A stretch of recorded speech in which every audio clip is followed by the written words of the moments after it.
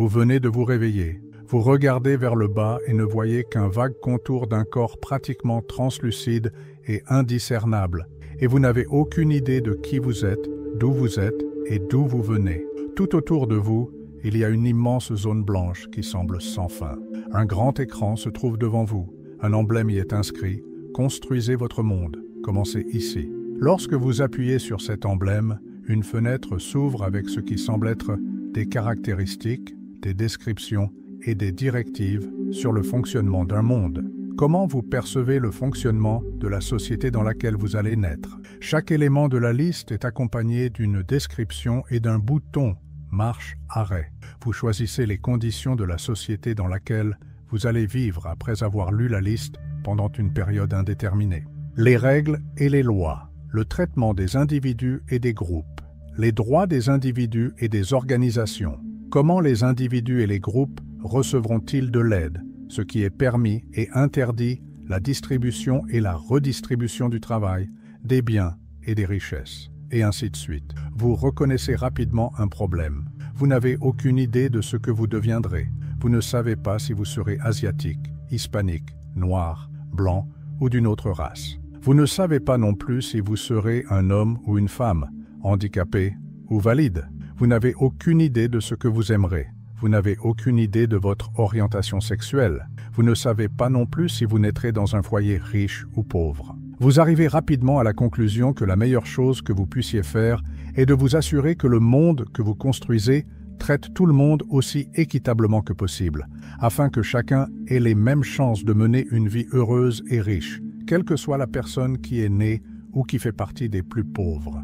Vous terminez, vous regardez votre travail et vous êtes satisfait de ce que vous avez produit. Vous cliquez ensuite sur « Terminer » en bas du dernier écran. Le voile d'ignorance, souvent appelé la position originelle, est un type d'expérience de pensée qui a été proposé pour la première fois par le philosophe américain John Rawls dans son livre A Theory of Justice, Théorie de la justice. En utilisant cette expérience de pensée, Rawls a démontré un point de vue neutre que les fondateurs, les membres et les dirigeants d'une société devraient tous s'efforcer d'adopter afin d'évaluer et de décider de lois et de valeurs justes. Cette expérience de pensée peut offrir un idéal très utile sur la manière dont nous devrions penser et travailler à une société juste et équitable, mais elle présente un défaut. Il semble impossible que quiconque parvienne un jour à une telle position. Lorsque Rawls a écrit « La position originelle est une circonstance totalement hypothétique », il en était conscient, sauf dans la mesure où elle tente d'expliquer les jugements moraux et d'expliquer pourquoi nous avons un sentiment d'équité, la notion originelle n'est pas censée expliquer le comportement humain. Il ajoute qu'il est peu probable que quiconque puisse jamais atteindre un état de neutralité et d'équilibre. Cela nous amène à notre première énigme philosophique. Le problème de l'équité. Dans une société où chacun ne peut décider des lois et des principes que sur la base de points de vue partiels, biaisés, intéressés et non originaux, comment définir et mettre en œuvre l'équité? Est-il vraiment possible d'être juste? Le voile de l'ignorance soulève des questions de justice et d'équité, mais aussi de chance. Naturellement, nous n'avons aucun contrôle sur notre naissance ou sur la culture dans laquelle nous naîtrons.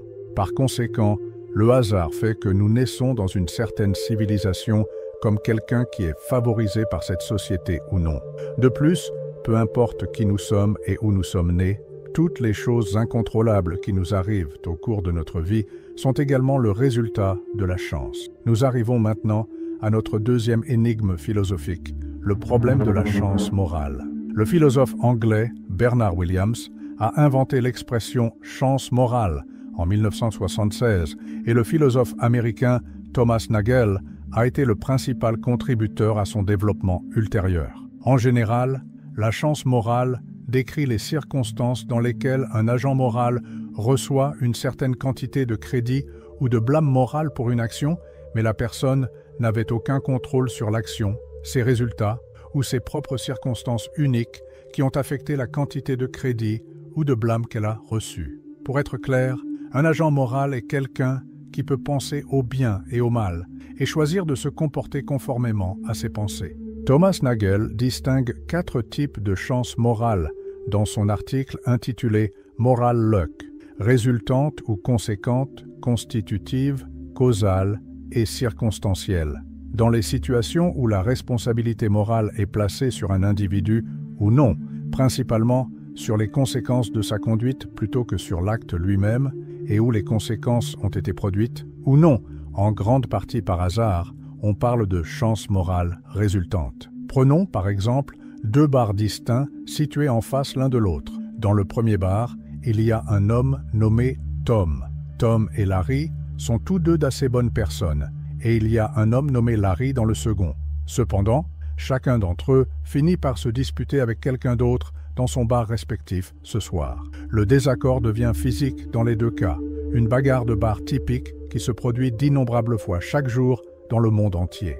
À un moment donné, Tom donne un coup de poing à l'autre personne, la frappant au visage. Après que l'autre personne a donné quelques coups de poing à Tom en retour, les employés du bar mettent fin à l'altercation. Avec quelques blessures légères et un corps plein d'adrénaline, Tom quitte le bar avec l'autre personne après qu'ils aient tous deux été éjectés. Simultanément, lors de sa confrontation dans le pub de Larry, il utilise le même ensemble de compétences que Tom et donne un coup de poing avec la même force et la même vitesse, frappant l'autre personne au visage. Cependant, cette personne trébuche en arrière et se cogne le crâne contre le sol. En raison du traumatisme crânien qu'elle a subi, la personne est déclarée décédée plus tard dans la soirée. Larry est placé en garde à vue, reconnu coupable d'homicide involontaire et condamné à une peine d'emprisonnement de plusieurs années. Même si Larry et Tom ont fait exactement la même chose, Larry se voit attribuer une grande responsabilité morale, tandis que Tom n'en reçoit presque aucune en raison des répercussions involontaires. Étant donné qu'elles font toutes référence à la chance ou à la malchance des conditions ou circonstances d'une personne qui l'amène à commettre un acte considéré comme moral ou immoral, ou qui l'amène à recevoir un niveau de blâme ou d'éloge moral différent de celui d'une autre personne ayant commis le même acte, les notions de chance morale circonstancielle, constitutive et causale sont toutes relativement similaires les unes par rapport aux autres. Reprenons le même scénario dans un bar, mais descendons la rue jusqu'à un 3e bar où un homme, Marcus, est également impliqué dans une dispute qui a dégénéré en bagarre physique. Il s'agit là d'un exemple de chance morale circonstancielle. Cependant, au moment où Marcus s'apprête à s'élancer pour frapper l'autre personne au visage, les alarmes incendie du bar se déclenchent, les détournant tous les deux et mettant un terme à l'intensité de la bagarre, puisqu'ils sont conduits à l'extérieur de l'établissement avec les autres clients et le personnel. En raison du hasard de la situation, Marcus s'est abstenu de frapper l'autre personne au visage avec autant de force qu'il l'aurait fait. Par conséquent, bien qu'il ait eu le même objectif que Larry, il n'est pas du tout tenu pour moralement responsable. Allons maintenant quelques rues plus loin, dans un autre bar. Stéphanie, une femme qui est également impliquée dans une bagarre de bar ce soir, se trouve dans cet établissement. C'est une soirée très animée. À un moment de la dispute, Stéphanie donne un coup de poing à l'autre personne, la frappant au visage, ce qui la fait tomber en arrière et lui fait heurter la tête contre le sol. Cette personne décède plus tard dans la soirée des suites d'un traumatisme crânien. Toutefois, Stéphanie n'est pas condamnée à une peine de prison, car au cours du procès, il a été révélé qu'elle avait récemment été diagnostiquée comme souffrant d'un trouble grave de la personnalité borderline et qu'elle avait été victime d'abus horribles et persistants pendant son enfance, ce qui l'avait directement poussée à devenir excessivement violente et à manquer de maîtrise de soi. C'est pourquoi elle n'est que temporairement prise en charge par un hôpital psychiatrique. Stéphanie fait l'expérience d'une chance morale constitutive dans ce cas parce que, malgré le fait que ses actions et ses résultats soient exactement les mêmes que ceux de Larry, les circonstances de sa vie qui ont conduit à son état actuel ont un impact sur le blâme moral qui lui a été attribué, ou l'ont atténué. Stéphanie peut se voir attribuer au moins une responsabilité morale moindre dans ce scénario, ce qui semble assez raisonnable, mais revenons à Larry. Larry n'a pas eu une vie particulièrement inhabituelle, n'a pas été maltraité dans son enfance et ne souffre d'aucune maladie mentale connue. Il est généralement un peu égocentrique et violent, et il était juste un peu endormi ce soir. Initialement, Larry semblerait être la partie la plus coupable sur le plan éthique. Mais Larry a-t-il pris la décision d'être épuisé et tendu ce soir-là? Qui l'aurait choisi? Larry a-t-il décidé d'être généralement physiquement agressif et un peu égocentrique? Larry n'est pas à l'origine de la situation, seul un certain nombre de facteurs externes qu'il a élevés, ce à quoi il a été exposé, ce qui lui est arrivé, etc., ainsi que ses tendances comportementales génétiquement déterminées, qu'il n'a jamais choisies ni contrôlées, ont contribué à son état actuel. Si tel est le cas, en quoi Larry est-il moralement plus responsable qu'une personne comme Stéphanie pour s'être battue au pub ce soir-là? La situation de Larry implique le dernier type de chance morale, souvent connu sous le nom de malchance ou de chance morale causale, conformément à la théorie de Nagel. À la lumière de ce qui précède, puisque le comportement moral exige la capacité de distinguer le bien du mal et de prendre des décisions en conséquence, peut-on tenir quelqu'un moralement responsable de ses actes s'ils sont toujours le résultat des actes et des événements d'autres personnes qu'ils n'ont jamais pu contrôler ou influencer? Naturellement, cela n'exclut pas la nécessité d'avoir des conséquences. Bien qu'ils puissent et doivent y en avoir, l'affirmation précédente reste valable. Pensez à un chien méchant. Comme nous ne considérons généralement pas les chiens comme des êtres moraux, nous ne considérerions pas un chien méchant comme immoral. Même si nous décidons qu'il est préférable d'abattre le chien, cela ne signifie pas que nous devons lui accorder une responsabilité morale. De même, pensons à une tornade. Il ne fait aucun doute que les tornades sont extrêmement meurtrières, et si nous pouvions les arrêter ou même les éliminer, nous le ferions. Cependant, une fois de plus, nous n'aurions pas à placer une culpabilité morale sur une tornade à n'importe quel moment du processus. Alors pourquoi nous infliger cela à nous-mêmes? Sommes-nous arrogants au point de croire que nous sommes la seule entité au-dessus de la nature, la seule chose distincte d'elle, et la seule capable d'échapper à ce que la nature nous a apporté? Si nous sommes conscients, comment le sommes-nous devenus? Selon Albert Einstein, l'être humain est une composante de l'ensemble de ce que nous appelons l'univers, une partie qui est limitée au temps et à l'espace. Il a une hallucination optique de la conscience dans laquelle il se perçoit lui-même, ses pensées et ses sentiments comme quelque chose de distinct des autres. Cela nous amène à la troisième et dernière question philosophique, le problème de la connaissance morale. La morale, qu'est-ce que c'est? Sur quoi allons-nous la fonder? Y a-t-il quelque chose d'objectivement vrai dans la morale?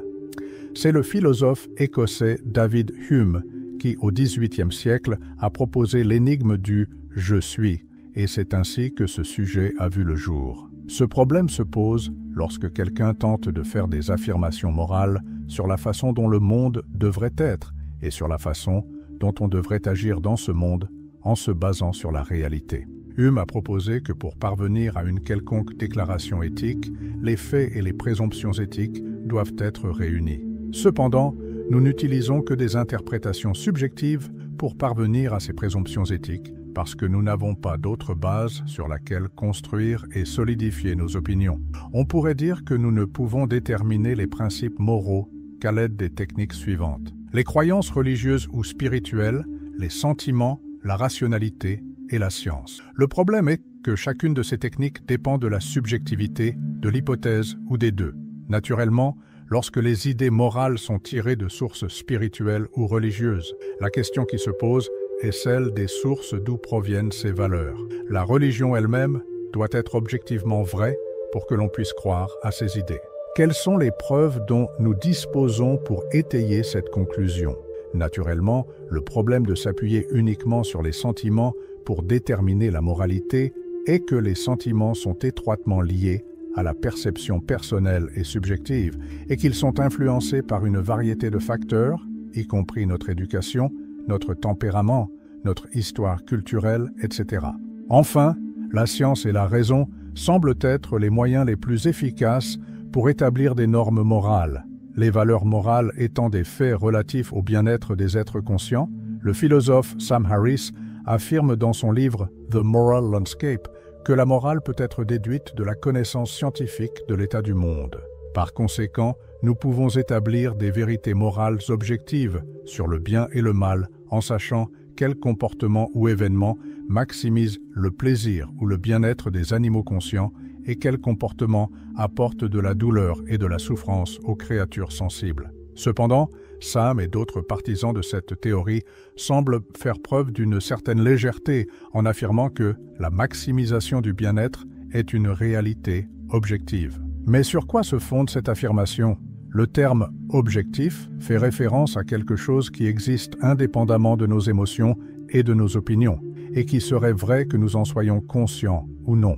En quoi le développement de l'expérience consciente subjective peut-il servir de critère pour établir la réalité objective? À quel objectif ou but extérieur à nous-mêmes pourrions-nous attribuer cette métrique? En fin de compte, il semble impossible d'échapper au cycle du « est » et du « doit » sans introduire au préalable une hypothèse sur le « doit », c'est-à-dire une déclaration sur la façon dont la réalité devrait être plutôt que sur ce qu'elle est. En fin de compte, la meilleure façon de résoudre les questions de justice, de chance et de moralité est peut-être d'aller de l'avant en s'efforçant de comprendre, de pardonner et d'avoir de la compassion pour le ridicule de tout cela, plutôt que de se concentrer sur la réalisation d'une justice parfaite ou d'un bien et d'un mal objectif. Une sorte d'empathie pour toutes les personnes et toutes les choses, tout au long de l'histoire, dans le monde et à l'avenir, pour ceux qui nous semblent bons et pour ceux qui nous semblent horribles.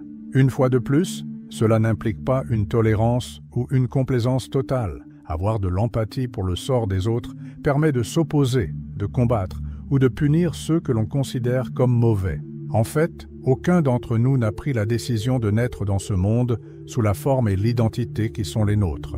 Nous n'avons pas établi les règles. Nous sommes tous ici maintenant, même si aucun d'entre nous n'a eu voix au chapitre. La compassion semble être l'un des principes directeurs, sinon le seul, qui a sauvé l'humanité tout au long de l'histoire, qui soutient le progrès constructif et qui accepte et pardonne les erreurs que nous avons commises et que nous continuerons certainement à commettre. Comme le disait le philosophe pessimiste allemand Arthur Schopenhauer, la compassion sans borne pour tous les êtres vivants est la garantie la plus sûre et la plus certaine d'une conduite morale pure et n'a pas besoin de casuistique. Celui qui en est rempli ne blessera personne, ne fera de mal à personne, n'empiétera sur les droits d'aucun homme. Au contraire, il aura de l'estime pour tout le monde, pardonnera à tout le monde, aidera tout le monde dans la mesure de ses possibilités et toutes ses actions porteront le sceau de la justice et de l'amour bienveillant. Il semble logique que le barrage constant de stimulation dans l'environnement actuel ait fait perdre à beaucoup d'entre nous une partie, voire la totalité, de leur capacité d'attention. C'est pourquoi il peut être difficile de rester motivé, impliqué et concentré sur des médias éducatifs qui ont une réelle valeur nutritionnelle. J'espère que ce contenu a contribué à élargir votre réflexion sur la justice, la moralité et la compassion. Des thèmes qui nous aident à mieux comprendre le monde et surtout à nous comprendre nous-mêmes. Ces concepts sont fondamentaux pour créer une société plus juste et plus empathique, et y réfléchir peut être le premier pas vers des changements significatifs, tant au niveau individuel que collectif. Si cette vidéo a apporté une valeur ajoutée à votre journée, n'hésitez pas à l'aimer. Cela permet non seulement à la chaîne de se développer, mais aussi à ce contenu d'atteindre un plus grand nombre de personnes qui peuvent bénéficier de ces idées. Partagez également la vidéo avec quelqu'un qui, selon vous, a besoin de voir ce contenu. Parfois, une réflexion peut être tout ce dont quelqu'un a besoin pour transformer sa façon de voir la vie. Et bien sûr, j'aimerais vraiment avoir votre avis. Qu'est-ce qui vous a le plus frappé dans ce contenu? Quel point a suscité une réflexion qui vous accompagnera au quotidien? Écrivez-moi dans les commentaires, je lirai chacun d'entre eux et j'aimerais savoir ce que vous en pensez.